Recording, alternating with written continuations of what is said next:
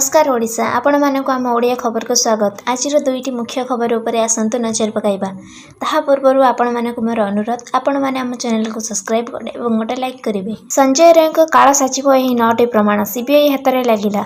कोलकाता रे trainee doctor बलात्कार पर हत्या घटना सीबीआई तदंत जारी रही। एपर्यंत मुख्य अभियुक्त संजय राय व्यतीत अन्य 6 जनकर पॉलीग्राफ टेस्ट शेष होईछि।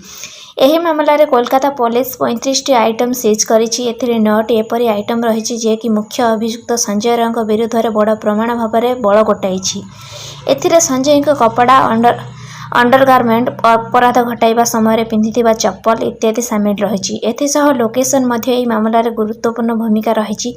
यह मुताबक अगस्ट 9 रे घटना संजय राय आज हॉस्पिटल सेमिनार हॉल रे उपस्थित थिला। संजय बाइक और हेलमेट को प्रमाण भाव में रखा जायछि।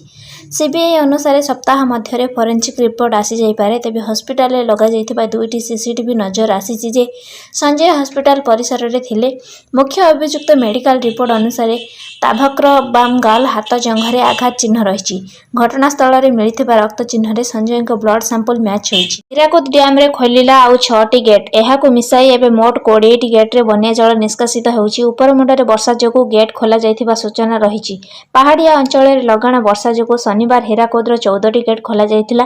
फल महानदी और एहार शाखा नदी मानकरे मध्य जलस्तर बढ़िबारे लागिछि। किछि दिन पूर्वरु मध्य एही बळी स्थिति नै तळिया अंचल में बन्या परिस्थिति सृष्टि होइतिला। एबे चारिआडे चाष काम होइथिबा बेले बन्या पानी नै चिंतारे चाषी।